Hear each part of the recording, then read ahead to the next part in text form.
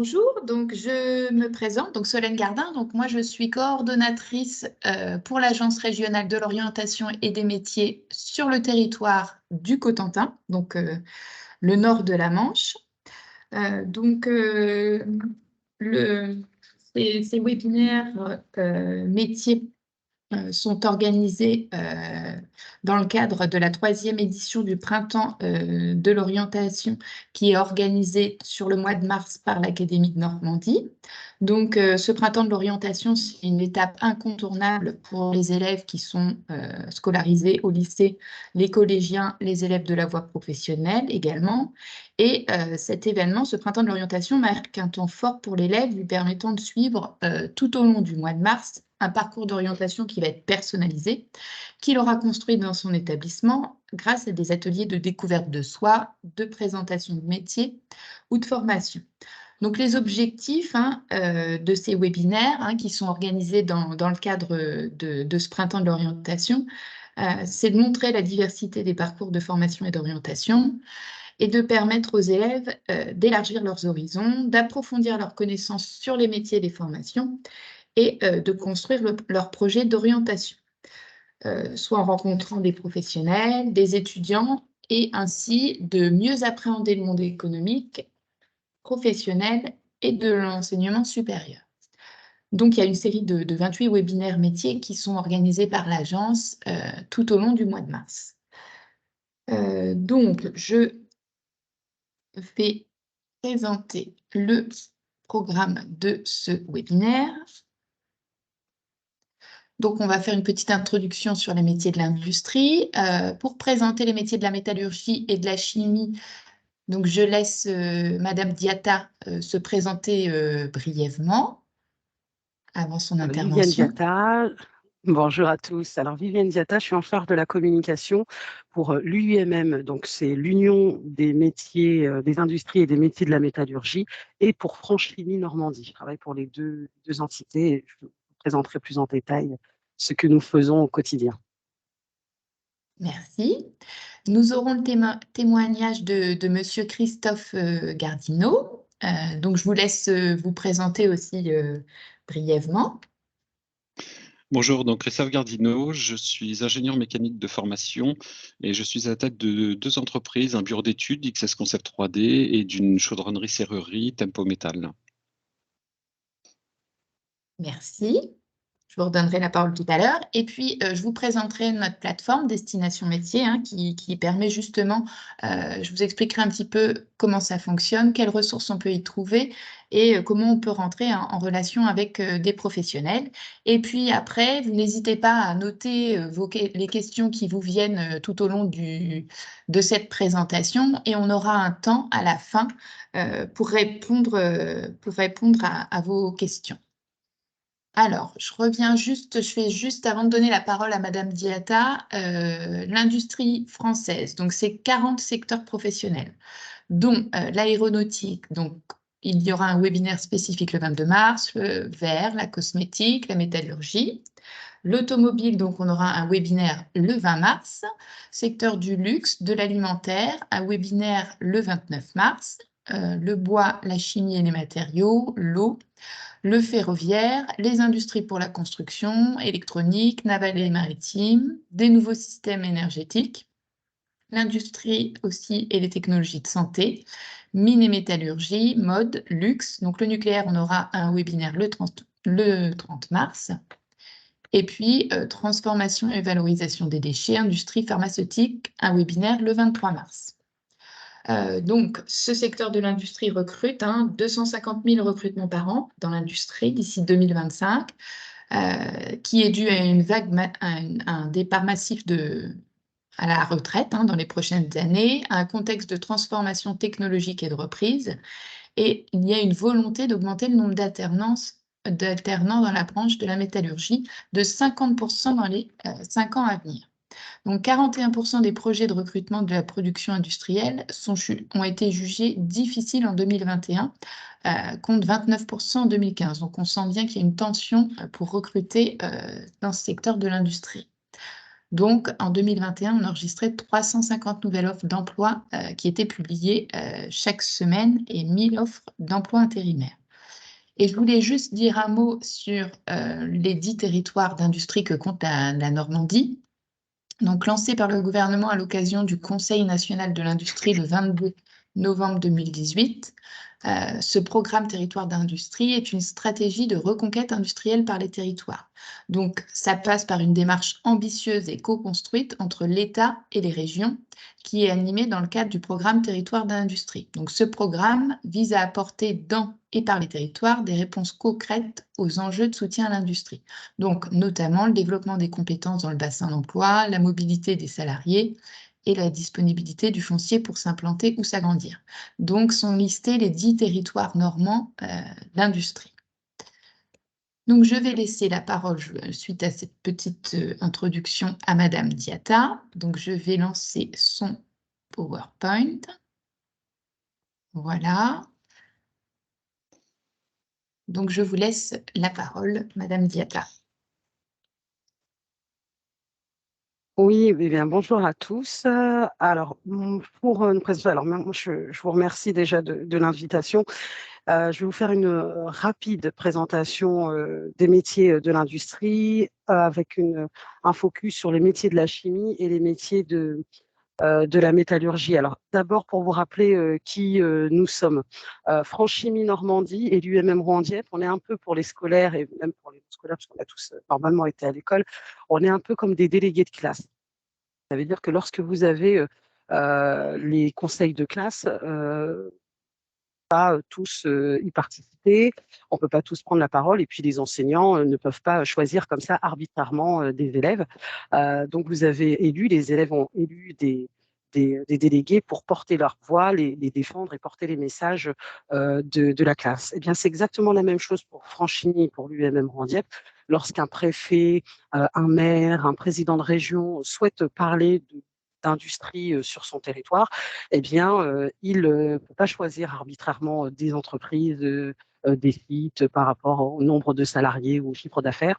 Il choisit de mettre à sa table le représentant des entreprises de la chimie. Donc, mon président a été élu par d'autres chefs d'entreprise de la chimie et de la métallurgie. Donc, c'est vraiment deux entités différentes avec deux présidents différents. Donc, ils ont été élus par leurs pairs, par leurs confrères, leurs collègues, pour représenter leur activité sur un territoire donné, porter les messages. Donc moi, alors après, nous, dans notre quotidien, on accompagne le dirigeant, on essaie de répondre à toutes les questions et à toutes ces problématiques du quotidien. Moi, au sein de Franchimie et de l'UMM Rouen-Dieppe, je suis en charge de la communication. Donc, mon métier au quotidien, c'est d'aller justement sur le terrain ou de participer à ce genre d'opération comme ce matin pour présenter les métiers de la métallurgie, présenter les métiers de la chimie et faire en sorte que vous les choisissiez par envie et pas par dépit. Et puis, c'est de donner vraiment l'image la plus réelle de nos métiers, puisqu'on a encore pour beaucoup une image, je dirais, j'ai envie de dire, de Zola, de l'usine bruyante, sale, vieillissante. Et pour la majorité de nos sites industriels, c'est absolument plus le cas. Donc voilà, je participe comme ça à ce genre d'opération pour vous montrer qui nous sommes. Alors, je vais débuter tout de suite sur la chimie et ses secteurs, puisque la chimie, c'est la première des industries. Alors, si on pouvait passer le PowerPoint sur la chimie et ses secteurs, la chimie, c'est la première des industries. En gros, pour que toutes les industries puissent fonctionner, pareil, voilà, pour que toutes les autres industries puissent fonctionner. Alors, vous l'avez vu tout à l'heure hein, lors de la présentation de Madame Gardin, les 40, plus de 40 secteurs industriels, enfin, on en avait en vision une partie. Eh bien, pour que toutes ces industries-là puissent fonctionner, à la base, on a besoin de chimie. La chimie, c'est la transformation de la matière, c'est identifier des molécules les combiner pour fabriquer des polymères, donc des matériaux composés de différentes molécules. C'est fabriquer ou également de manière chimique, synthétique, d'autres molécules. Donc, pour que toutes les autres puissent fonctionner, à la base, on a besoin de chimie. La chimie, vous l'avez partout. Vous en avez utilisé ce matin en vous brossant les dents, en vous lavant, en vous habillant. Donc, les différents secteurs, c'est la pétrochimie, hein, pour un des gros secteurs qui est représenté sur notre territoire. Plutôt sur la zone du Havre, notamment l'industrie cosmétique, pharmaceutique, caoutchouc, encre, peinture, soude, chlore, etc. Vous les avez là sous les yeux. Donc, on est absolument, effectivement, la chimie est partout autour de nous. Alors, je reviendrai juste sur l'industrie pharmaceutique. En chimie, on va fabriquer ce qu'on appelle le principe actif. C'est-à-dire, c'est la molécule qui soigne. Par exemple, si je prends l'aspirine, on va identifier l'acétaminophène, ça va être vraiment la molécule qui va guérir, qui va soigner.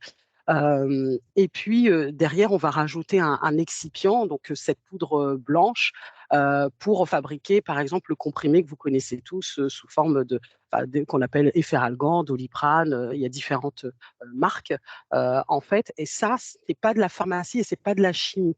C'est pas de la pharmacie de base en tant que telle. Nous, on fabrique vraiment la molécule, on identifie la molécule qui soigne, et ensuite ça rentre dans un autre type d'industrie. Donc sur notre territoire, en Normandie, vous avez quand même beaucoup d'industries qui font les deux. Elles font à la fois le principe actif et elles font la forme. Après, que ce soit un comprimé, un sirop, une gélule, c'est de la pharmacopée, et là, c'est plus nous, mais bien souvent, les entreprises font les deux. Donc, on a toutes ces entreprises qui sont représentées sur notre secteur. Pour information, on a à peu près, alors on peut passer à la slide suivante. Sur notre territoire, on a à peu près 4000, enfin en France, 4000 entreprises. Ça représente à peu près 220 salariés. La plupart de nos salariés sont en CDI. C'est vrai qu'on recrute beaucoup de cette manière-là. On peut commencer dans nos métiers par de l'intérim pour débuter.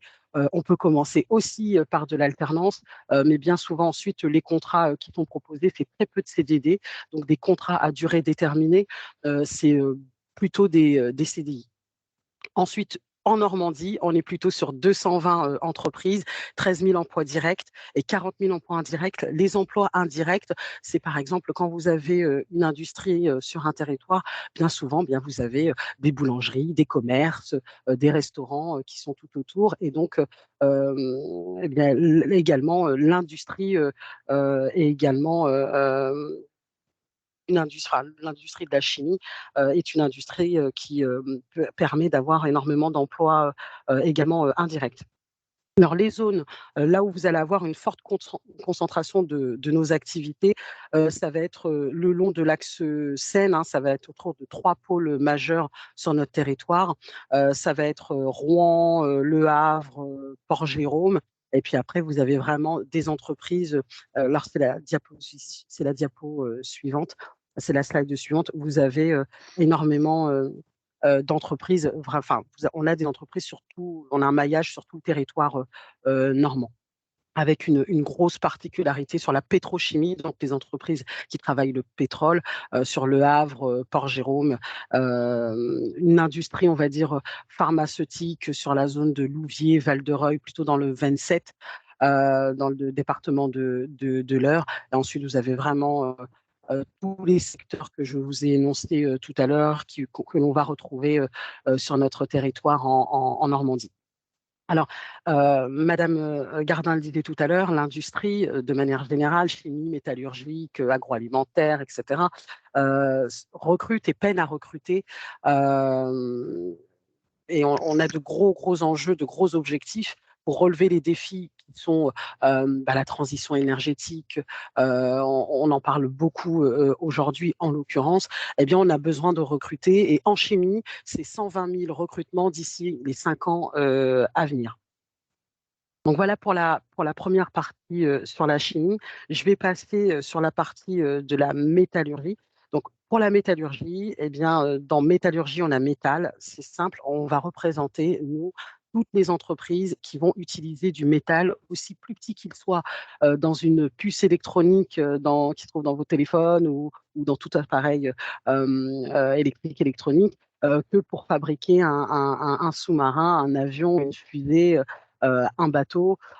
Donc, on représente le secteur de l'aéronautique, de l'automobile, de ferroviaire, du mécanique, naval, métallurgique, les énergies, les équipements énergétiques, la fabrication d'éoliennes, par exemple, et puis bien évidemment les entreprises d'électricité, électronique, numérique et informatique. Donc, c'est 8 grands secteurs que l'on retrouve sur notre territoire.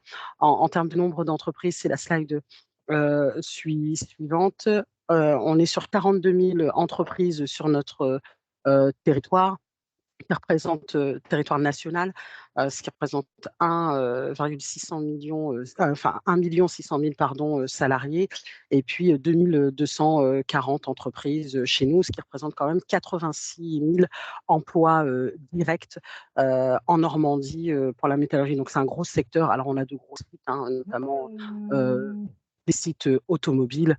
Alors l'alternance dans la métallurgie, mais comme pour la chimie, j'en ai pas parlé, mais sur la chimie, on est en Normandie à peu près 300 alternants chaque année. Et là, c'est pareil, hein, on a aussi une volonté d'augmenter ce chiffre. En métallurgie, en France, 32 000 alternants et 2200 alternants. Donc, pour ceux qui pourraient se poser, les jeunes qui pourraient se poser des questions sur l'alternance, c'est vous allez alterner une période d'école, de formation, et une période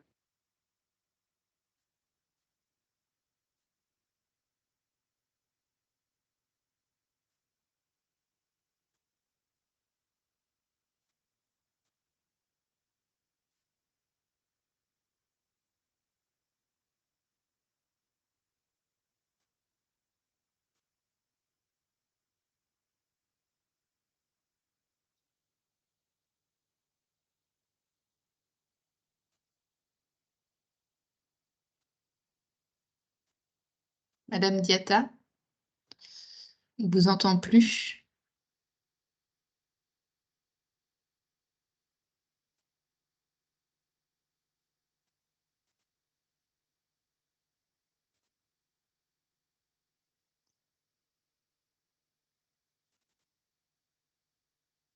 Madame Diatta, je ne sais pas si vous êtes encore là.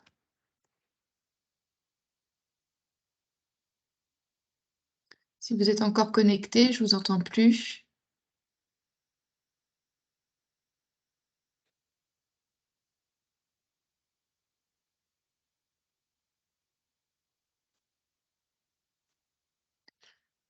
Je ne sais pas si Madame Diatta est encore ici ou s'il y a eu un problème de connexion.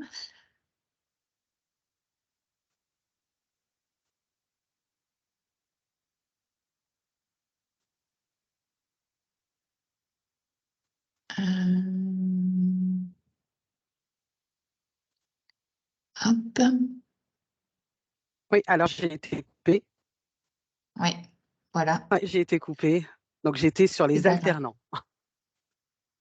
Donc, je reprends. Hop. Et donc, on va passer, voilà, les Voilà, donc alternants et les nous, recrutements. pareil, on est sur 110 000 recrutements par an dans la métallurgie d'ici 2025. Donc pareil, de gros enjeux. Alors nos gros enjeux, nos gros défis, notamment en Normandie, ça va être euh, le passage, toutes les questions sur la mobilité. Donc le passage du moteur thermique, notamment dans le secteur automobile, au moteur électrique. Ça va être tous les travaux liés à l'hydrogène aussi. Donc effectivement, on a de gros défis, on a de gros enjeux sur notre territoire et pour ça, on va avoir besoin de monde. Donc on cherche vraiment à recruter et on peine à recruter. Vous le disiez tout à l'heure, effectivement, la plupart de nos chefs d'entreprise aujourd'hui, ce qu'ils nous disent, c'est qu'ils ont eu du mal sur l'année 2022 vraiment peiner à trouver les ressources humaines, les talents dont ils avaient besoin. Alors, Wanted, oui. Alors nous, on lance un avis de recherche. On a des métiers qui sont vraiment en tension. Dans nos métiers en tension, c'est le métier d'opérateur, d'opératrice de fabrication. Donc, c'est ceux qui vont fabriquer les produits du quotidien, les produits que nous utilisons. Alors, en chimie comme en métallurgie, hein, on est également sur les mêmes, je dirais, les mêmes besoins. On va rechercher également des soudeurs, des chaudronniers, des chaudronnières, des soudeuses, des opératrices de fabrication automatisée. Donc là, pour information, c'est des formations qui peuvent se faire en alternance pour ces métiers-là. On est sur du bac pro jusqu'au bac plus 2. Et donc, au niveau de la rémunération, on est aux alentours de 2045 euros à 2200 euros bruts plus prime pour opératrice, soudeur, opératrice de fabrication automatisée. On recherche également activement des techniciens de maintenance. Donc, le technicien de maintenance, c'est celui qui va assurer la maintenance, réparer les machines quand il y en a besoin. Alors là, euh, on est plutôt sur un niveau bac plus 2, voire bac plus 3. Donc, 3 ans après un bac, pareil, ça peut se faire aussi en alternance. Et là, on est entre 2541 euros à 2900 pratiquement euros brut plus prime. Alors, les 2045 euros, c'est ce que vous allez trouver généralement dans la chimie. Le premier montant, à chaque fois que je vous ai communiqué, c'est plutôt le montant qu'on va retrouver dans la métallurgie. Et le deuxième montant, la fourchette haute, c'est plutôt ce qu'on va retrouver dans la chimie. Donc, derrière chaque produit, derrière chaque produit que nous utilisons au quotidien, il y a une centaine de métiers. On a dans la métallurgie comme dans la chimie plus de 150 métiers. Alors, je n'ai pas le temps aujourd'hui de vous faire la présentation. Je vais vous épargner la présentation des 150 métiers. Par contre, on les a classés par famille. On les a classés par 6 grandes familles de métiers. Vous allez avoir la famille Je crée, j'innove. C'est nos dessinateurs, ça peut être également nos ingénieurs matériaux, nos opticiens. Donc, c'est ceux qui aiment généralement l'innovation, la découverte, qui, même petits, ont toujours aimé créer. Imaginer des choses. Vous avez ensuite la famille Je prépare et j'organise.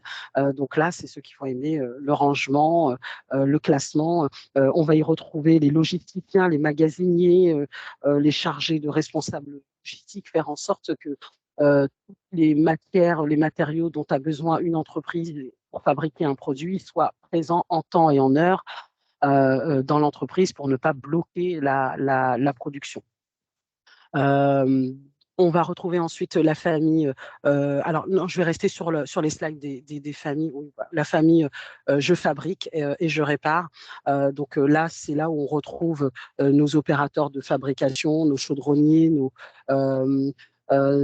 également nos techniciens de maintenance industrielle.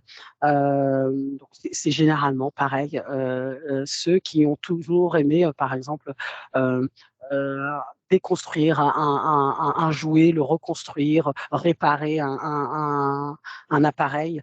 On les retrouve dans cette famille.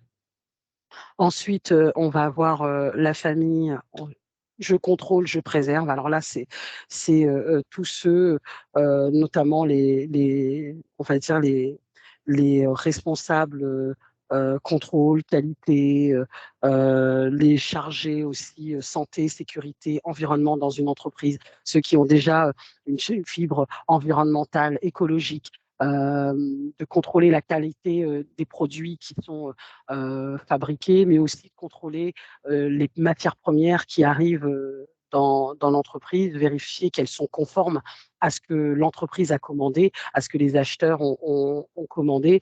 Ça peut être aussi vérifier si vous utilisez, notamment sur nos sites industriels, notamment en chimie, pour les entreprises qui vont utiliser dans leur process de fabrication de l'eau. Ce qu'il faut savoir, c'est que les entreprises ne peuvent pas rejeter l'eau comme ça dans le réseau. Elles doivent d'abord le traiter.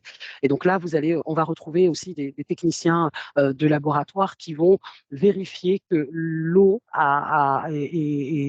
est bien traitée avant de pouvoir la rejeter dans le réseau. Ce que nous, on ne fait pas au quotidien chez nous lorsque on tire la chasse, lorsqu'on se lave, tout part tel quel dans le réseau.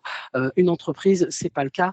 Une industrie, c'est pas le cas. L'eau doit être traitée avant d'être rejetée dans le réseau. Donc là, on va retrouver tous ces métiers-là dans cette famille. Et puis, effectivement, il y a de forts enjeux sur ces métiers-là avec toutes les contraintes, et c'est tant mieux liées à la préservation de notre environnement. Eh bien, c'est des spécialistes que l'on recherche de plus en plus aussi dans nos entreprises. Et puis enfin, quand vous avez le produit qui est fabriqué, il faut bien le distribuer, il faut bien le promouvoir. Donc là, on peut retrouver des chargés de communication, on va retrouver des commerciaux. C'est tous ceux qui vont faire en sorte que le produit puisse être acheté.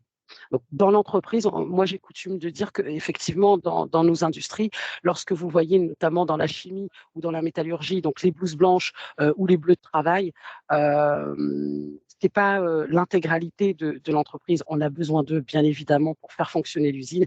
On a besoin aussi de la famille. Je fais la promotion et la distribution et je gère et j'administre.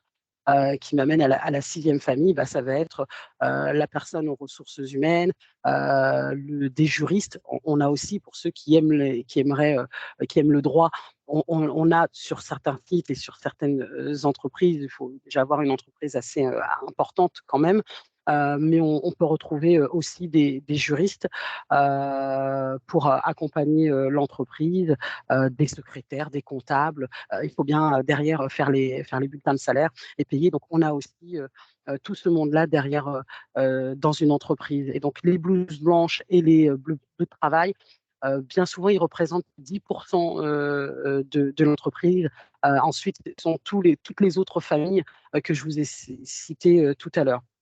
Donc, ce qu'on attend aujourd'hui dans les recrutements, ce qu'on attend des personnes qu'on recherche, on parle aussi des soft skills, j'en parlerai, mais on attend généralement des compétences de plus en plus élevées. Donc, on attend une forte polyvalence. Donc, par exemple, un technicien de maintenance, donc la personne qui répare, on peut aussi lui demander de savoir fabriquer ou vice-versa. Celui qui fabrique, on va de plus en plus lui demander d'avoir des connaissances pour pouvoir réparer, pourquoi pas, des machines ou d'avoir des relations également avec les fournisseurs. On a aussi une élévation du niveau de compétence. Ce qu'il faut vous dire, alors, ceux qui pouvaient dire avant, hein, la phrase qu'on a certainement entendue, si tu ne travailles pas bien à l'école, tu finiras à l'usine, c'est plus vrai. Maintenant, non, en tout cas pas dans nos usines, pas en chimie et pas en métallurgie. Aujourd'hui, là où on demandait un bac, aujourd'hui on demande un bac +2. Avant, quand on demandait un bac +2, on va demander un bac +3, et ainsi de suite. Il y a eu une élévation du niveau de compétences. On a besoin également, il y a des connaissances. Madame Diatta, parce qu'on oui, je me dépêche. Je vais laisser la parole à Monsieur Gardineau. Je vais laisser la parole à Monsieur Gardineau. Bien sûr, je me dépêche. Je passe vite. Alors après, c'est les langues en fonction de certains métiers. Effectivement, on va vous demander également d'avoir des connaissances sur les langues. On peut passer la slide suivante. Les langues, pourquoi même un technicien de maintenance, par exemple, pour réparer une machine, vous avez bien souvent des machines qui sont des notices qui sont en anglais, par exemple, donc il faut avoir quelques bases.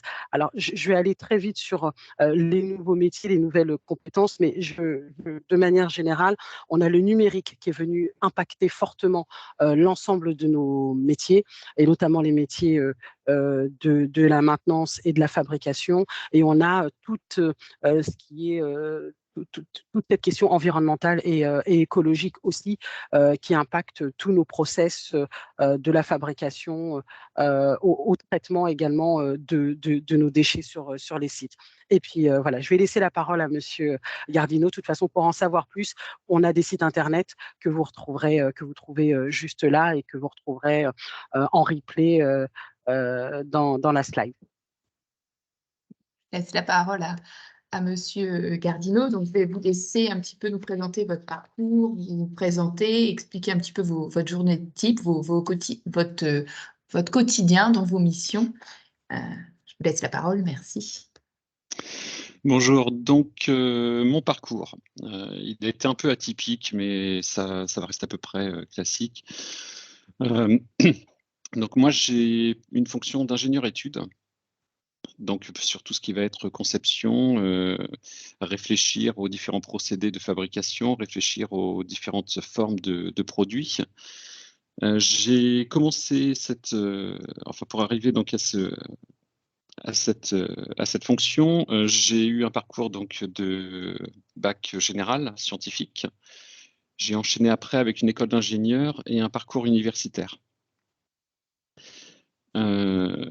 J'ai ensuite eu plusieurs fonctions dans l'industrie, aussi bien sur la conception d'accessoires automobiles, puis j'ai dérivé un petit peu sur le process industriel. Et aujourd'hui, donc, j'ai créé un bureau d'études mécaniques depuis une dizaine d'années où on répond sur la conception de produits très variés. C'était mon objectif. Il s'agit d'une TPE, 3 personnes au niveau du bureau d'études. Et depuis maintenant 3 ans, j'ai renforcé cette activité avec toute une partie production, serrurerie, chaudronnerie, où là, il y a 8 personnes au niveau de la chaudronnerie. Donc aujourd'hui, nous sommes capables d'accompagner nos différents clients depuis la rédaction du cahier des charges. Donc là, ça va être au niveau du bureau d'études que ça va se passer. On va mettre noir sur blanc les besoins de nos clients pour ensuite les faire évoluer vers nos projeteurs ou ingénieurs qui, eux, vont passer à la phase de conception via la CAO. Donc la CAO, c'est tout le logiciel de conception, de modélisation. On va ensuite les mettre en plan pour les faire migrer après vers la fabrication. Donc on a comme ça toute une chaîne de métiers. Sur la journée type, maintenant j'ai un peu changé de casquette. Donc je gère des entreprises. Donc c'est très très varié.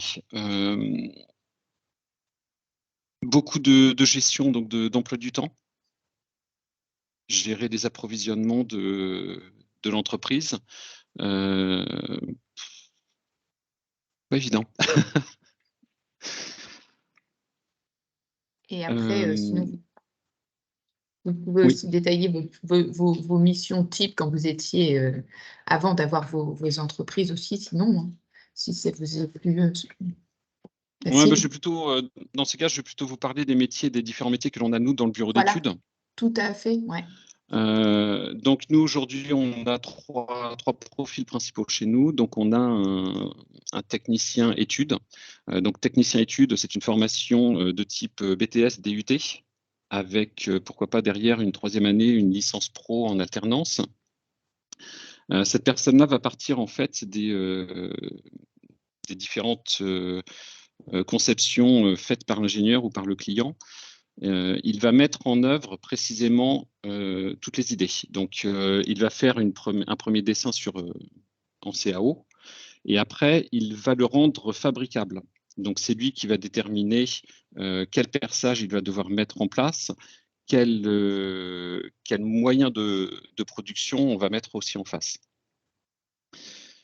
Là, on est sur des postes de technicien. Donc lui, il va avoir en permanence ses chargés d'affaires en contact premier et derrière, il va avoir aussi des opérateurs au niveau industriel pour la fabrication. C'est lui qui va faire la charnière entre les deux.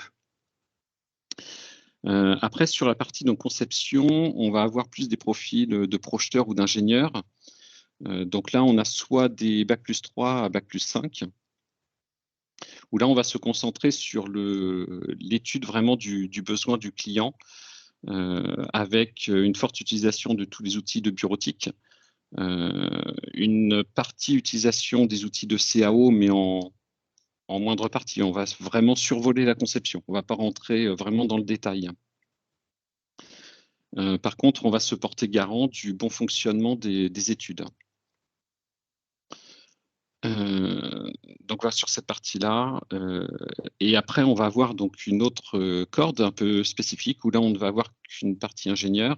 Ça va être la partie calcul. Donc là, la partie calcul chez nous, ça va être la vérification de nos conceptions. Donc on travaille essentiellement, nous, dans tout ce qui est charpente, escalier, passerelle. Donc là, vous avez des textes de loi qui régissent les attentes de nos structures. La personne donc, va passer les différentes structures en calcul, en vérification, et va nous aiguiller sur les types de profils à utiliser, les dimensionnements de chacun. Là, c'est exclusivement du profil Bac+5 ingénieur. Voilà un petit peu pour balayer le bureau d'études. Et sinon, est-ce que vous auriez un conseil, quelle qualité pour rejoindre le secteur de l'industrie en général et ces métiers que vous nous avez présentés? Alors aujourd'hui, pour moi, la première chose, c'est la motivation. Ne partez pas sur un métier histoire de dire, bah voilà, c'est un métier qui peut être intéressant. Non, s'il ne vous intéresse pas à la base, n'y allez pas. Aujourd'hui, nous, plus que les compétences, on recherche la motivation. Les compétences, on peut les acquérir au fur et à mesure. Donc, on va chercher, certes, quelqu'un qui va avoir été formé au préalable, donc sur un DUT, BTS, pour avoir les premières bases. Mais après, on va plutôt rechercher des profils d'alternants pour qu'ils viennent finir de se former chez nous. La motivation en premier lieu. Ensuite, forcément, dans nos métiers, ça va être la créativité et la rigueur. On invente des choses au quotidien. Donc, il faut pouvoir essayer de les imaginer, de créer. Par contre, derrière, on a un besoin de rigueur. Les plans que l'on fournit, ils vont servir à fabriquer. Il ne faut pas que l'atelier soit en permanence à revenir au niveau du bureau d'études pour dire, bah, tiens, là, il me manque une cote, là, j'ai un truc qui ne va pas, là, il faut être très rigoureux. Donc voilà, rigueur, créativité, mais surtout, la motivation. Il faut aimer ce que l'on fait. Merci. De toute façon, je vais continuer et puis dans les questions à la fin, le public aura peut-être des questions spécifiques après en fonction de ce que vous avez dit à vous poser. J'avais une petite vidéo pour présenter Déborah qui est sous chez Naval Group. Je verrai s'il me reste du temps à la fin, mais je ne vais pas la passer tout de suite. Je vais vous indiquer de toute façon en faisant la présentation de la plateforme où on retrouve justement toutes ces ressources et puis on verra à la fin si j'ai le temps de le passer, mais je ne suis pas certaine. Je voudrais qu'on puisse avoir le temps de répondre à vos questions également. Donc, justement, notre plateforme Destination Métier, donc c'est destination-métier.fr et donc vous allez avoir accès via cette plateforme à un réseau d'entreprises qui sont inscrites, dont Monsieur Gardino fait partie. Il fait partie du réseau des ambassadeurs métiers. Il a inscrit son entreprise. Et donc, on a plus de 1000 entreprises normandes qui sont inscrites pour vous parler de leur métier, de leur mission, et puis que vous puissiez rentrer en contact avec des professionnels pour échanger, mais vous pouvez également y trouver des offres de stage. Vous avez 3 onglets, rencontrer un ambassadeur, trouver un stage et s'informer sur les métiers. Donc, la partie s'informer sur les métiers, vous allez trouver beaucoup de ressources sur les différents secteurs. Donc, vous allez avoir notamment accès aux fiches métiers, aux différentes fiches métiers avec les compétences, les requises, etc., les qualités, les formations pour y accéder en cliquant sur Cléor. Vous allez avoir tous les événements de l'agence, dont le printemps de l'orientation en ce moment, avec les différents webinaires pour s'inscrire, etc. Donc, tous nos événements ici. Et puis, vous aurez nos infométiers classés par catégorie. Donc ici, sur le petit onglet Voix et niveau de formation, c'est là où vous trouverez tous les guides, post-bac, post-troisième, vous retrouverez toutes les formations, le guide de l'apprentissage, etc., etc. Et puis après, vous allez avoir les différents onglets. Et si je clique sur le secteur de l'industrie, par exemple, vous retrouverez dans cet onglet des petites vidéos métiers. Donc moi, je voulais tout à l'heure, je vous présenter Déborah, la soudeuse. Donc si jamais nous n'avions pas le temps, vous pouvez retrouver cette vidéo ici. Et puis, vous avez d'autres professionnels qui sont filmés. Vous avez aussi des petits motion design qui vont vous présenter des secteurs professionnels. Donc, et également comment ça s'appelle, des jeux, des petits escape games selon les secteurs pour que vous puissiez jouer et découvrir les métiers. Donc, vous voyez, c'est assez riche. Vous pouvez trouver pas mal d'informations sur ces onglets-là. Ensuite, vous avez l'onglet justement pour rentrer en contact avec un ambassadeur. Donc, si je clique sur l'onglet pour vous montrer comment faire, il vous suffit, si vous êtes mineur, de créer un petit compte en demandant à vos parents qu'ils valident, comme vous êtes mineur. Et puis après, vous pouvez avoir accès à toutes ces informations. Donc, si vous souhaitez rencontrer un ambassadeur justement dans le secteur de l'industrie, vous pouvez cliquer pour voir les résultats. Donc là, on a tous ces ambassadeurs métiers qui sont inscrits en Normandie. Et donc, l'avantage de cette plateforme numérique, c'est que même si vous habitez au Havre et que les ambassadeurs métiers inscrits ici ne sont pas forcément ceux que vous voulez découvrir ou avec lesquels vous voulez rentrer en contact, vous pouvez tout à fait cliquer sur un profil et puis si par exemple, je clique sur le profil de Gabriel, donc il est technicien méthode, référent usinage, et puis vous avez vu, il présente ses missions, les principales qualités, son parcours, etc. Donc vous pouvez découvrir comme ça des métiers, et puis après, en cliquant sur contacter, vous pouvez lui envoyer un petit message, essayer de rentrer en contact avec lui si vous voulez lui poser des questions. Donc ce réseau-là, il est fait justement pour vous aider à découvrir des métiers que vous ne connaissez pas, et puis aussi, il peut vous aider à rechercher des stages. Donc, vous avez le troisième onglet, je recherche un stage.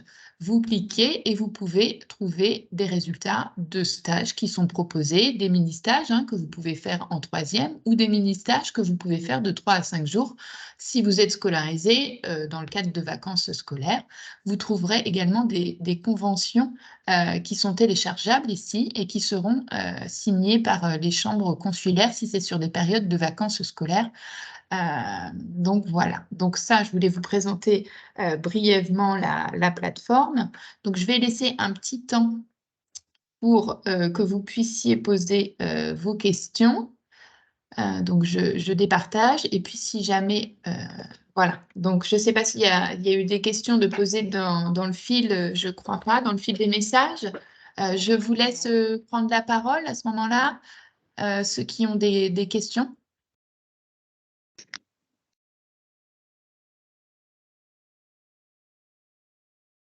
En attendant qu'il y ait des questions, moi je vais juste compléter et confirmer complètement ce qu'a dit M. Cardino sur notamment la motivation.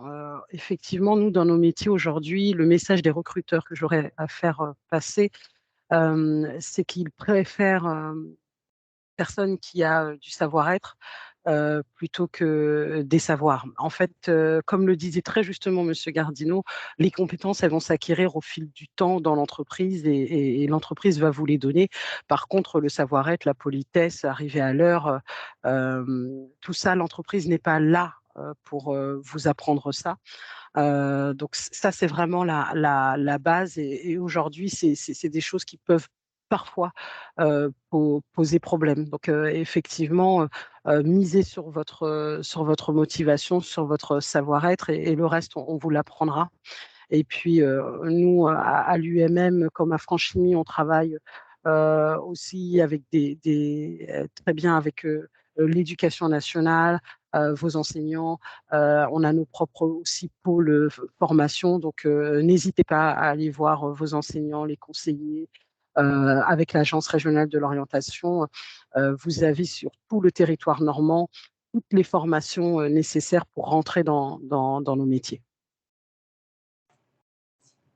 Avez-vous des questions, les établissements là, qui sont connectés? Je ne sais pas si vos élèves ont des questions. Oui, il y en a Ah une oui, sur il y le en a collège. une dans le chat. Ouais, il y en a une Oui. sur le collège Cervantes. J'ai une élève là Oui. qui est un peu timide. Vas-y. J'aurais une question pour L'aéronautique. l'aéronautique. Du coup, est-ce que vous pouvez plus préciser comment ça se passe? Parce que j'avais pas très bien compris quand vous faisiez votre diaporama. Sur l'aéronautique, c'est ça? Oui. Qu'est-ce Alors que tu oui, en quoi ça consiste l'aéronautique? C'est ça?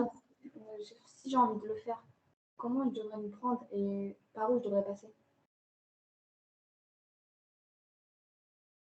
Alors, déjà, pour dédié à l'aéronautique. ouais. Alors, mais sinon, pour information, déjà, l'aéronautique, ça va être vraiment toutes les entreprises qui vont fabriquer, concevoir ou assurer aussi la maintenance de nos avions, hélicoptères, aéronefs civils et militaires même. Alors, on a des entreprises, de très belles entreprises Normandie. Et puis, tout dépend de ton niveau. Je ne sais pas en quelle classe tu es aujourd'hui, si tu es au collège, en quatrième, en troisième, mais tu as du bac pro jusqu'à l'école d'ingénieur. Donc, tout dépend, toi, ce que tu veux faire et de la manière. Alors, il ne faut pas non plus que quand on parle des fois d'école d'ingénieur à des collégiens, ils disent oh, c'est long, c'est dur, c'est pas pour nous.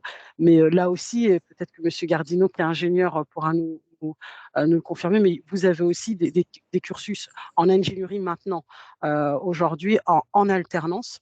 Et puis, vous avez des passerelles qui se font très bien entre certains établissements. Alors, moi, j'ai un exemple typique, hein, c'est parce que, alors, c'est rare quand même, je dois le souligner, mais d'un élève qui est passé par un bac pro et qui finit sur une école d'ingénieur. Ça arrive.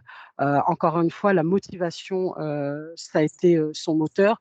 Et lui, l'école, au début, il pensait que c'était pas trop ça, mais il avait aussi, pareil, cette envie de travailler dans un secteur précis. Lui, c'était plutôt tout ce qui était lié à l'énergie, au nucléaire, à l'électricité. Et il y est passé par une voie qui est plus longue, certes, mais au final, il arrive au même point. Donc, tout dépend de toi, ton niveau, en quelle classe tu es, mais tu as toutes les formations. Donc, il faudrait voir avec tes conseillers d'orientation, aussi avec l'Agence régionale de l'orientation. Nous, au pôle formation de l'UMM, je ne sais pas sur quel territoire, mais on est partout, sur les 5 départements de Normandie.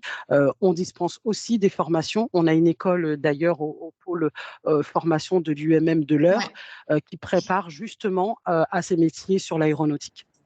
Ouais, et je puis pense après, il n'y a qu'il rien de faudrait mieux, c'est participer au voilà, webinaire que tu prennes le rendez-vous 25 avec un mars. conseiller d'orientation. Et puis sinon, c'est vrai que tu peux aussi appeler le numéro gratuit de l'agence pour avoir un premier niveau de conseil. Et puis, selon ton territoire, ils te renverront vers ton conseiller d'orientation aussi, qui sont dans les établissements. Monsieur Gardino, je vous laisse éventuellement, je vois que vous vouliez intervenir. Et puis, il y a eu également une question de poser sur la journée type d'un ingénieur.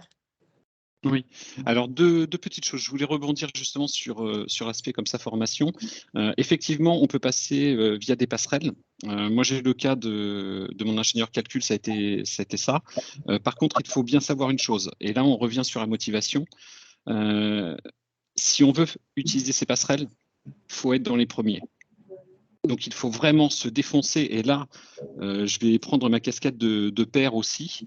On est pénible, les parents, avec vous, les enfants, parce que sans arrêt, on vous dit donne le meilleur de toi-même, donne le meilleur de toi-même. Ça a une raison. Si on veut faire des passerelles, il faut être majeur, il faut être dans le trio, il faut être dans les 5 pour pouvoir justement changer d'univers. Moi, mon ingénieur calcul, il est parti, il a fait économique et social au niveau du bac. De sa seconde première, il a évolué vers la SVT et il est passé en mécanique après pour ses études supérieures. Il y a moyen, mais il faut s'en donner les moyens. Ensuite, sur la journée type de l'ingénieur, je voudrais justement faire un petit aparté dessus parce que parfois le métier d'ingénieur, on en a une fausse idée. Nous, assez souvent, on rencontre des jeunes qui veulent faire de la conception, qui veulent faire de la CAO, qui veulent faire du dessin industriel et qui me disent je veux être ingénieur. Alors par contre, ingénieur, on ne fait pas ça. La mise en plan, les codes, etc., on plonge très peu dedans. L'ingénieur, il va passer beaucoup de temps sur Word, sur PowerPoint, sur Project. On va gérer des budgets, on va vérifier que la production suit son bon cours. On va vérifier que les études qui sont faites vont correspondre au cahier des charges du client. On va beaucoup plus agir sur des tâches de supervision et de conduite de projet. Généralement, moi, si je reprends donc sur ma casquette d'ingénieur, effectivement, le matin, la première chose que je fais, c'est de regarder mon tableau de bord, de regarder ce qui doit être fait aujourd'hui au niveau des conceptions, ce qui doit être passé en commande, ce qui est censé être livré. Et au fur et à mesure, ça va être de la relance, de la réunion et de la rédaction de rapports. Très bien, merci. J'ai une question du collège. Je ne sais pas comment on prononce Servant. Je vous laisse, j'ai vu que vous aviez levé la main, je vous laisse poser votre question.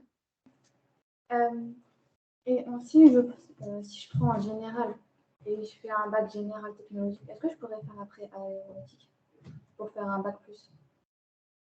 Oui, après, l'aéronautique, en fait, c'est vraiment un univers très vaste, tout comme l'automobile, tout comme tous les métiers, enfin tous les univers que l'on peut avoir dans l'industrie. Dans l'aéronautique, on a tous les métiers. Donc après, ça dépend vraiment du type de métier que vous souhaitez faire, et c'est là que ça va vous permettre de vous orienter. Et donc forcément, quelle que soit la formation que vous allez choisir, vous pourrez trouver un métier dans le domaine de l'aéronautique. Comme on le disait tout à l'heure, Madame Diatta le disait, il y a des ressources humaines dans l'aéronautique, comme dans tous les autres métiers. Donc après, il faut vraiment savoir qu'est-ce que vous avez envie de faire, quel type de fonction vous voulez occuper plus tard. Après, ça peut être intéressant, justement, je vous présentais la plateforme Destination Métier. C'est vrai que vous faites un stage en 3e, et ce qui peut être intéressant, là, c'est bien parce que tu connais déjà le secteur qui t'intéresse et qui t'attire. Et ce qui peut être bien, c'est justement pendant tes vacances scolaires d'aller en immersion dans un bureau d'études ou etc. pour justement comparer et voir si le quotidien du professionnel te conviendrait ou pas. Et ça permettra ensuite d'orienter tes études et ton parcours de formation. Je ne sais pas si on a d'autres questions, parce qu'on arrive à la... Pardon, excusez-moi, Monsieur Gardino, allez-y. Ouais, non, juste pour confirmer, moi j'ai le cas effectivement sur des stages comme ça de 3e, où on a la possibilité justement de faire naviguer l'élève de service en service. Et effectivement, dans ces cas, ça permettrait de rentrer dans le milieu de l'aéronautique, mais sur les 5 jours, de pouvoir voir différents corps de métier, différents bureaux sur une semaine. Et puis, c'est vrai que de toute façon, je vous ai présenté tout à l'heure, il y avait d'autres webinaires qui étaient plus spécialisés dans le domaine de l'industrie. Je vous indiquais industrie pharmaceutique, etc. Il y avait aussi l'aéronautique. Donc là, je n'ai plus en tête la date, mais je crois que c'est le 22... Enfin, je ne vais pas dire de bêtises, mais je vous l'avais... Le 22 mars, c'est ça. Et donc, vous pouvez aussi, si vous n'avez pas l'occasion de vous connecter, le voir en replay après. Donc, c'est vrai qu'il ne faut pas hésiter aussi à retourner via le site que je vous ai montré tout à l'heure, destination-métier.fr, à aller vous réinscrire sur d'autres. Ou alors, si vous n'êtes pas disponible, vous pourrez les visionner après. Je ne sais pas si on a une dernière question, sinon on va conclure parce qu'on a dépassé un petit peu notre temps. Est-ce que quelqu'un a une autre question? Je vais juste dire pour la jeune fille, déjà, j'en ai pas parlé, mais je rebondis là-dessus. On recherche aussi des femmes et beaucoup de femmes dans l'industrie. Donc, c'est très bien que tu choisisses l'industrie et que tu choisis l'aéronautique. Aujourd'hui, il n'y en a que 25% et on en voudrait plus. Donc, tu as raison de choisir l'industrie. Bravo. Et puis, sinon, si tu peux être mise en contact avec une apprentie qui est dans les campus aéronautiques à l'UMM de l'Eure. Il faudrait que tu regardes pôle formation de l'UMM Eure pour être en contact avec une apprentie dans ce secteur-là. Elle pourra te renseigner aussi. Bon, je vais mettre fin. Je vais remercier Madame Diatta, Monsieur Gardino pour leurs interventions. Remercier aussi le public en espérant qu'on ait répondu à leurs questions. Et puis, je vais couper l'enregistrement et mettre fin à ce diaporama. Merci pour votre attention.